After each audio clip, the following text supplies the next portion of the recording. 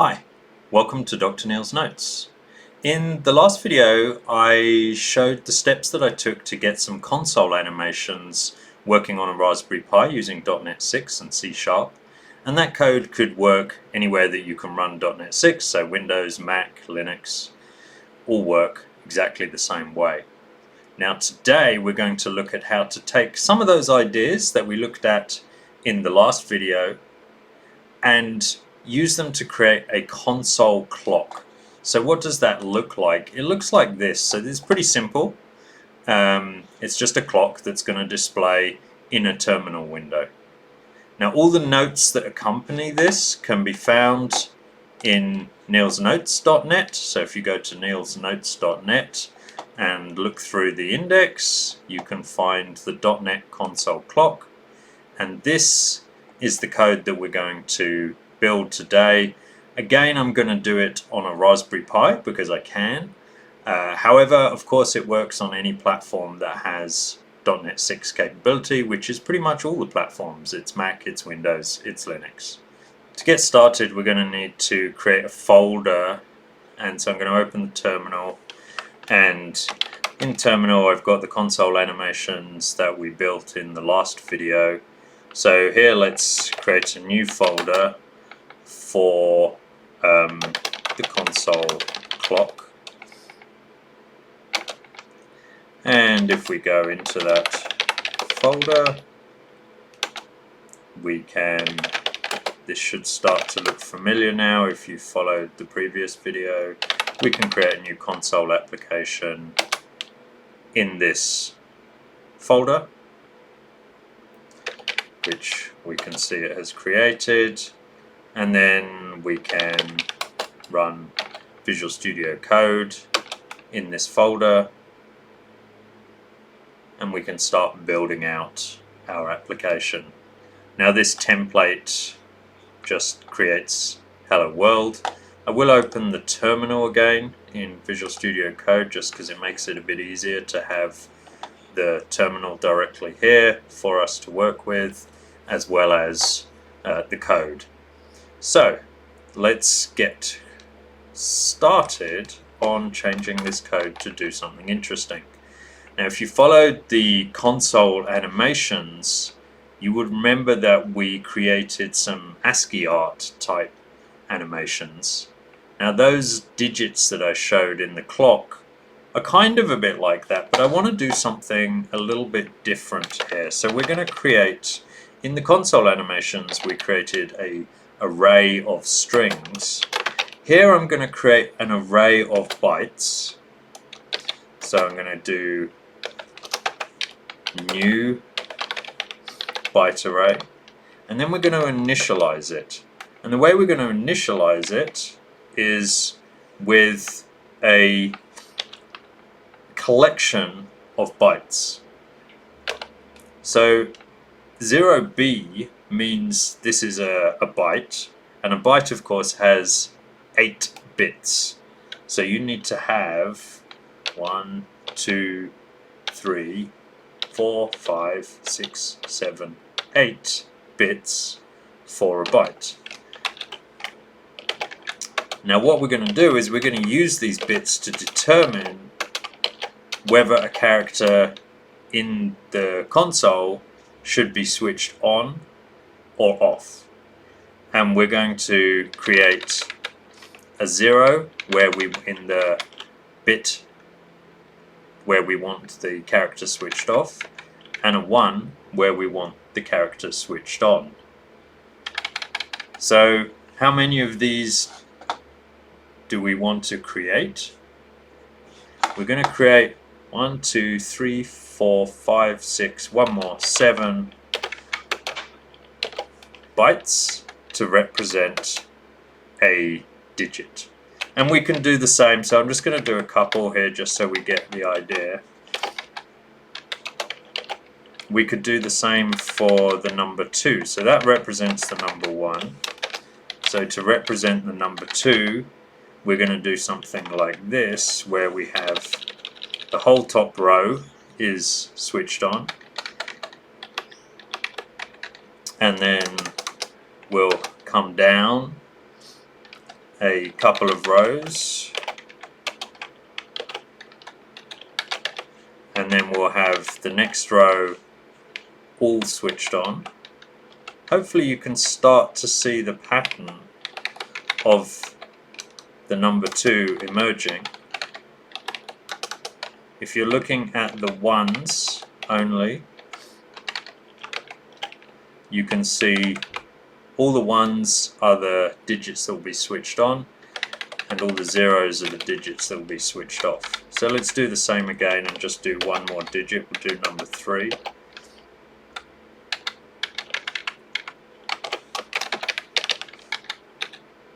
Now a 3 is a lot like a 2 in some ways, except we're just going to connect it up at the back here.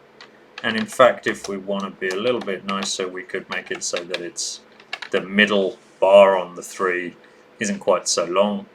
And now we've got a representation for 1, 2, 3. Hopefully you can start to see this emerging. And these are byte arrays that represent how we're going to display the digits. Let's start by creating some variables for where we're going to position our clock on the console window or in the terminal window. And we'll position it 5 characters down from the top. And we'll position its leftmost point 5 characters in from the left.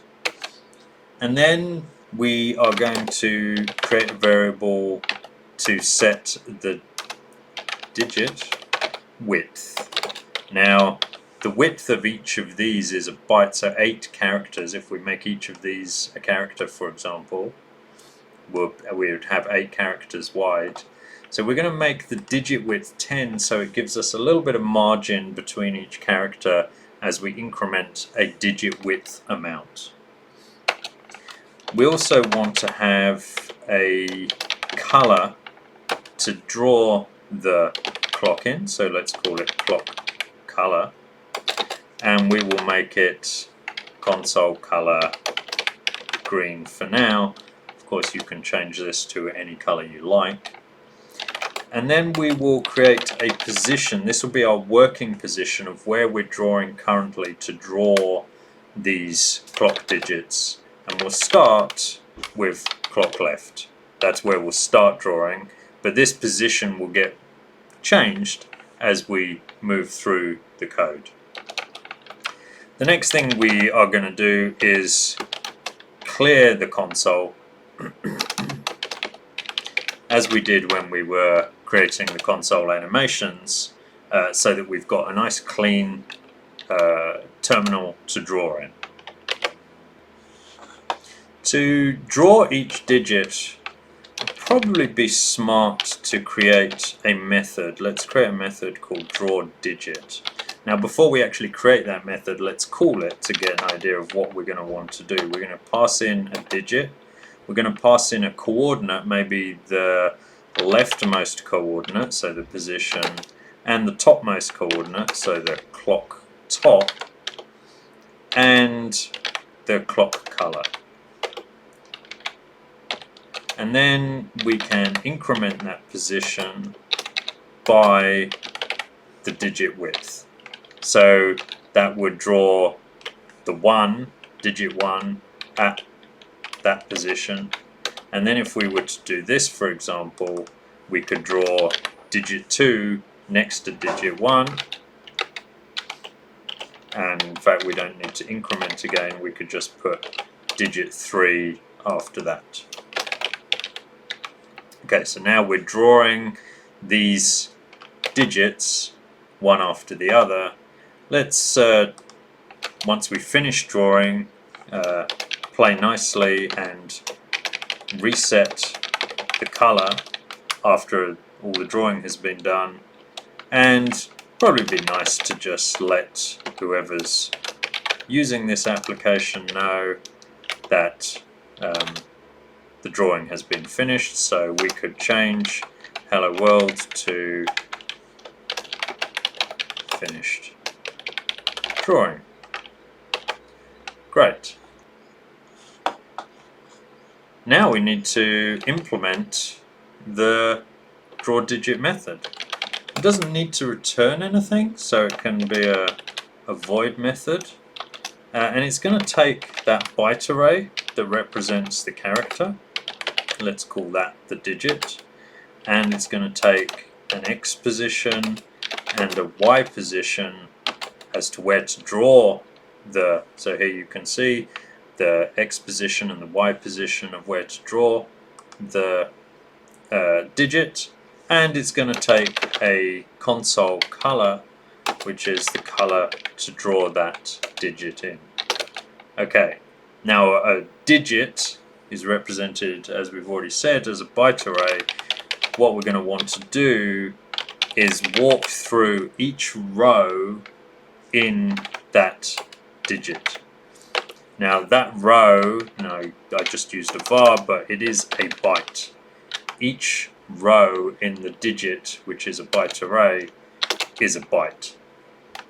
And then what we want to do is we want to loop through each bit in that byte to find out if it's a 1, and if it's a 1 we want to draw it. So we will say the bit position, which we will start off as 0, and while that bit position is less than 8, because 0 to 7 is 8 bits, which is a byte, while it's less than 8, and we'll increment it each time we go through the loop. Now we want to know, do we want to draw or make a mark at that point? So we'll say mark equals, and now we need to decide how do we find out whether this row has a 1 at a certain point. And we can use binary operations, a binary and we can say if we AND 1 at the bit position, so we take 1, so if the rightmost bit of that byte is a 1 and the row has a 1 at that point, then we know we have to make a mark. But we want to do it for every bit position. So what we're going to do is a little trick where we're going to shift left by the amount of the bit position. So the first time we do it, it'll be 0, so it will just be 1. Now if you move it across left 1, then you can see you have that bit position has a 1 on it. And so we want to make a mark at that point if it returns 1. So if the bit position combined or ANDed with the row is not 0, then at that point we want to mark on the console in order to draw that piece of the digit. And so let's create a new method to do that draw piece, and that will draw at X. Now remember, we're going from, we're doing our bit position movement from the right hand of the byte to the left hand. So in order to do that, we need to do something a little bit tricky where we're saying it's X plus 8 minus the bit position.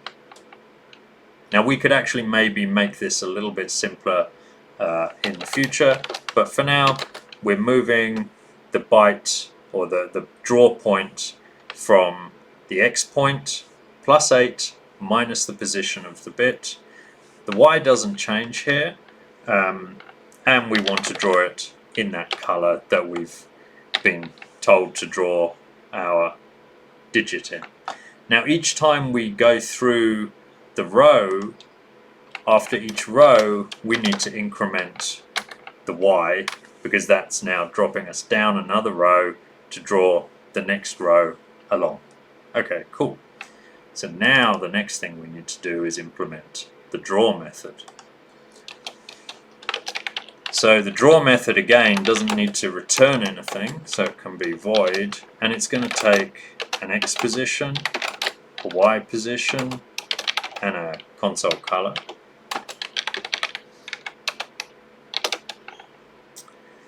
And then at this point we can use the console set current position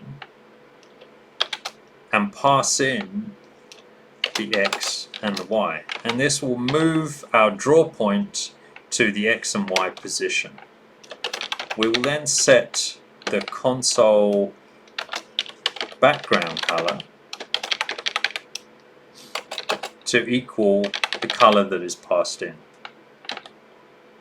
But in order to show that background color, we're going to need to draw something, and so at that point where we've now set the current position, we're just going to write a space character.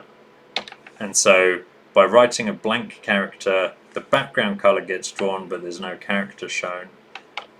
And so that's our draw method, which gets called for every bit in our defined array of characters. So if we scroll up here and you see the character 3, we're going to go through, in fact we're going to go this way one bit at a time, and if there's a 1 we're going to draw a blank character with a background color, and if there's a 0 we won't draw anything, and we'll just keep moving through the characters, and we're going to draw 1, 2, 3 on the screen.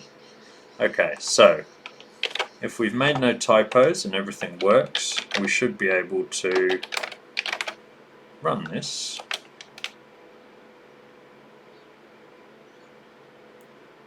It's just going to build it. Okay, so it has no definition.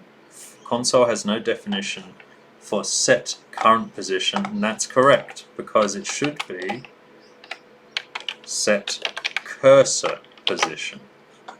So it told me what line that error was on, and I can go and fix it right here in the code.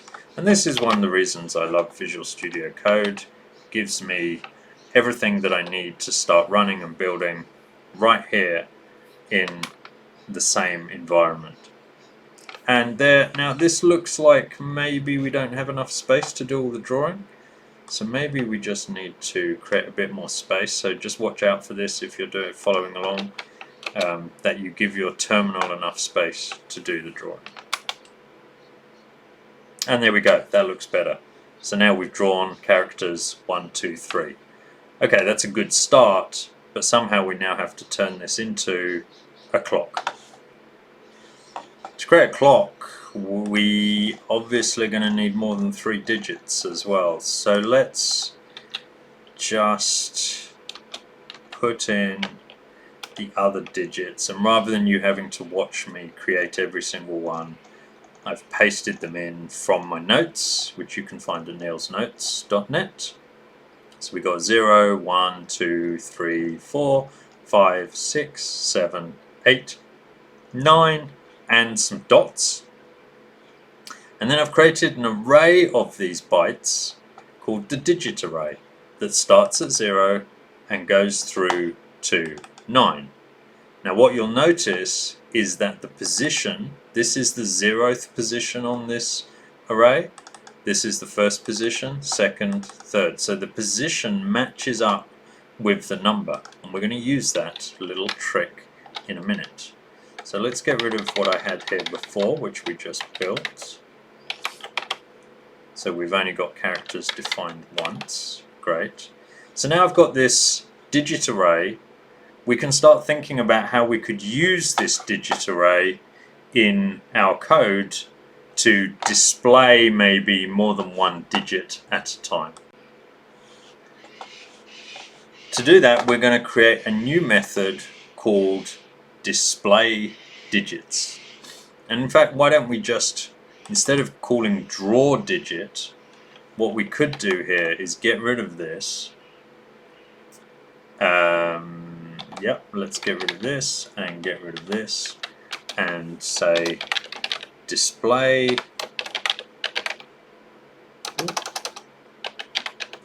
digits, and just give it a couple of digits that we want to display.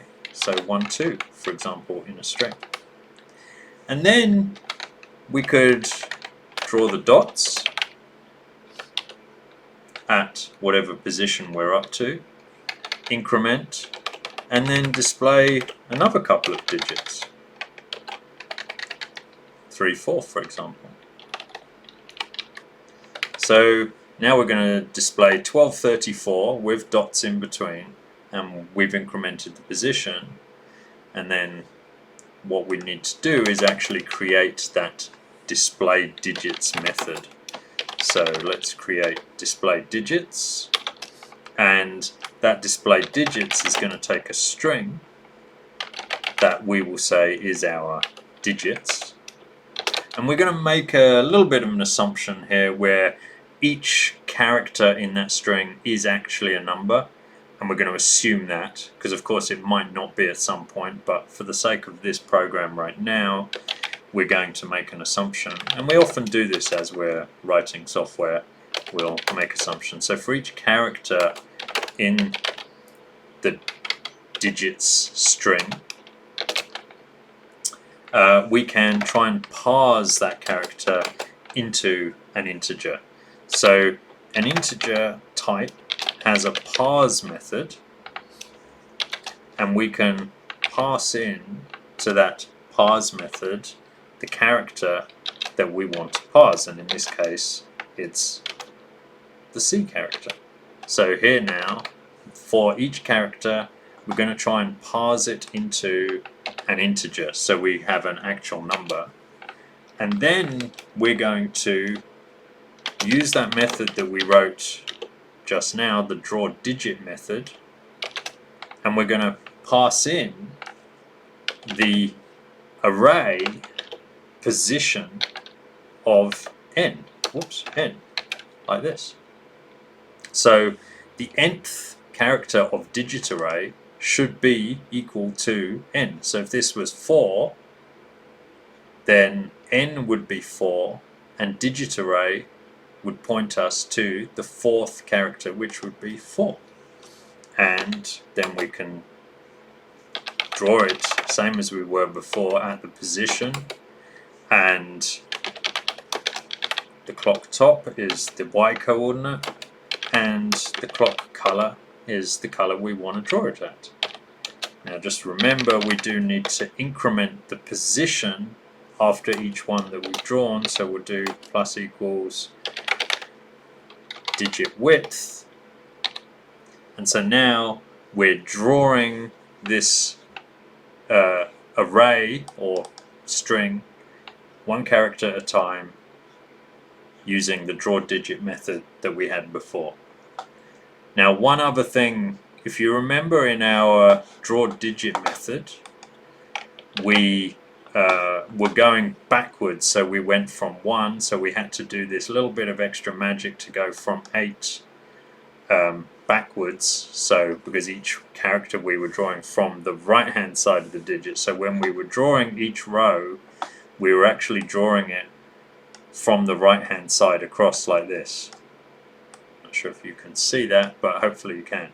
Now what would be nicer would be to be able to do that going left to right, because that kind of makes more sense, and we can do that by changing this. So if you think of a byte, and a byte has a maximum value, and that maximum value, so if it's 1 on, let's just have a look, if this character here on a byte is 1, then this byte, so if the leftmost bit is 1 and all the others are 0s, then this byte is worth what? It's worth 128. That's its value, is 128.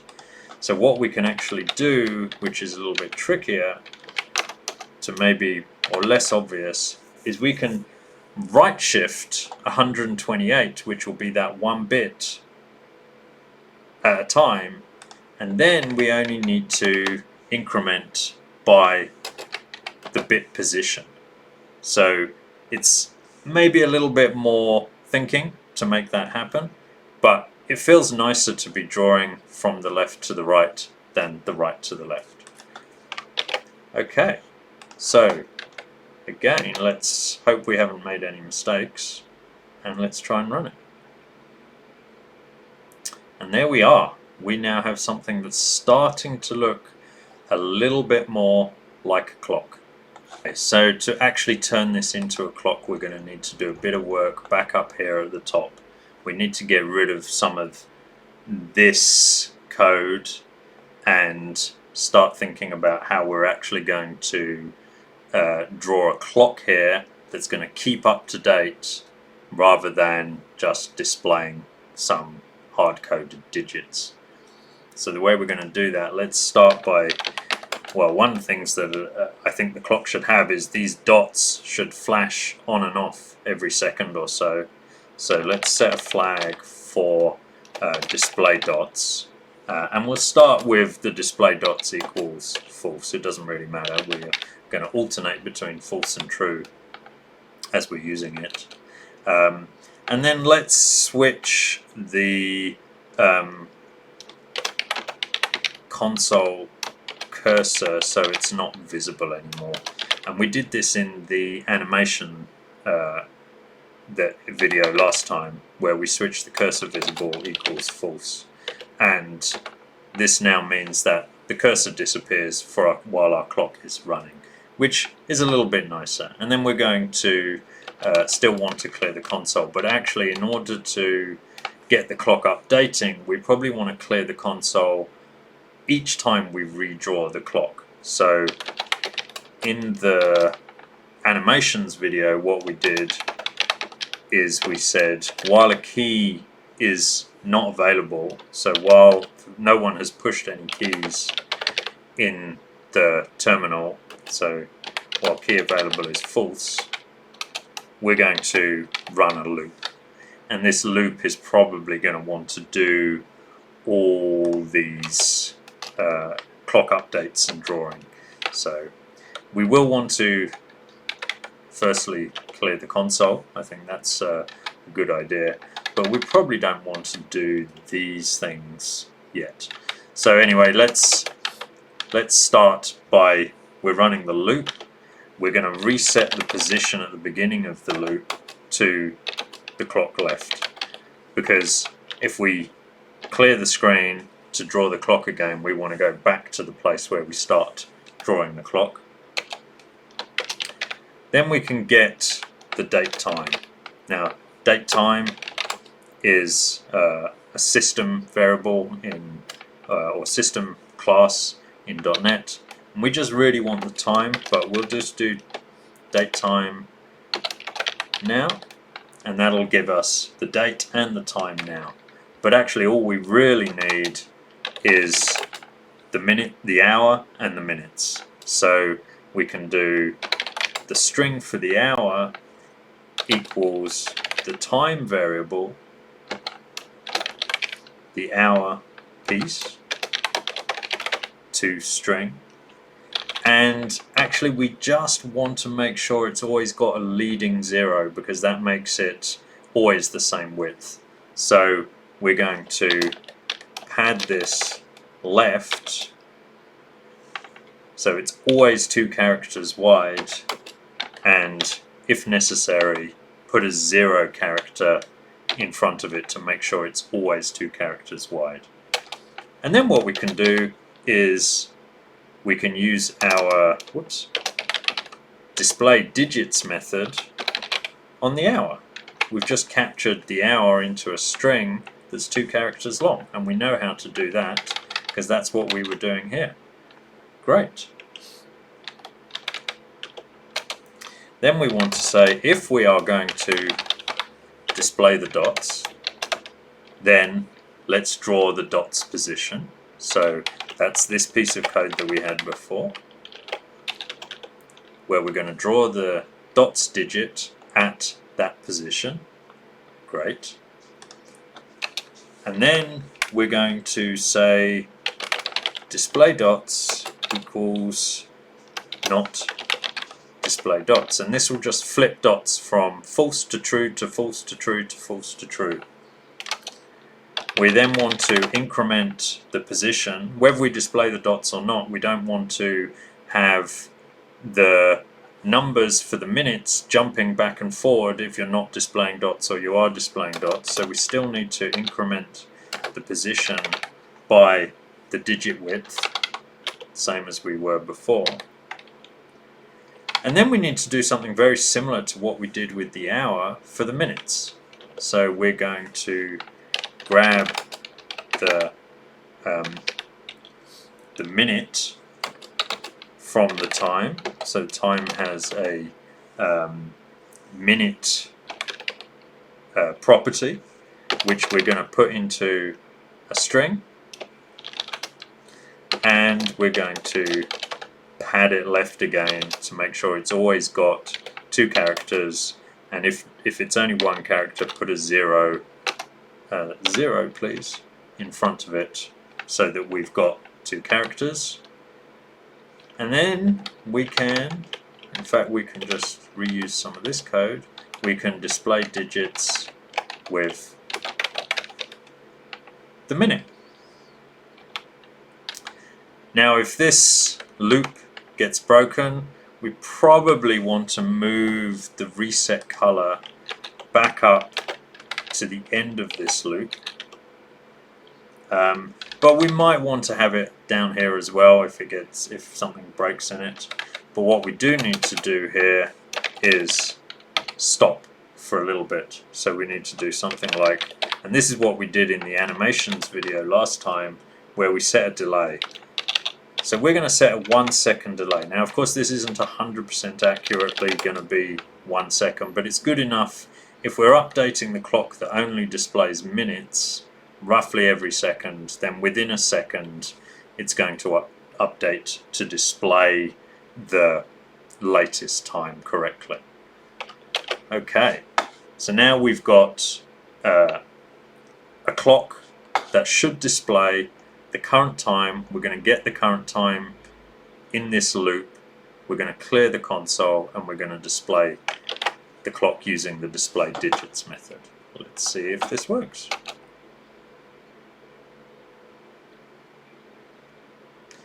Now coincidentally enough, the time right now is not far off 1, 2, 3, 4. It's actually 12:36, as you can see from my clock up here. So, but we have the clock displaying and updating, and the dots are flashing as it's redrawing, and there we go, the time just changed to 12:37 and it updated. Fantastic. We now have a digital clock that we can run in the terminal. And of course, when we push a character, it finishes, and we should be able to go to our terminal and run it directly in the terminal. And we now have a clock that we can run in our terminal. It actually looks a little bit better in the terminal than it does in Visual Studio Code. Thank you for joining me on this little adventure into writing C# code for the console. Of course, I did all of this on a Raspberry Pi, but this will work on any platform that supports .NET 6, so Mac, Windows, Linux. You can build exactly the same code.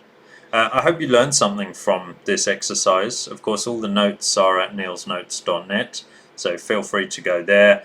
And if you get stuck following this video, you'll find all the code is there with explanations as to what this code that created this clock does and how it works. I hope you join me for the next video, where we're going to take this code that we've written so far and think about how we change that to display not just a clock, but the weather, and how we can get the weather being displayed in a console. So I hope you join me for that. Thanks for watching. Bye.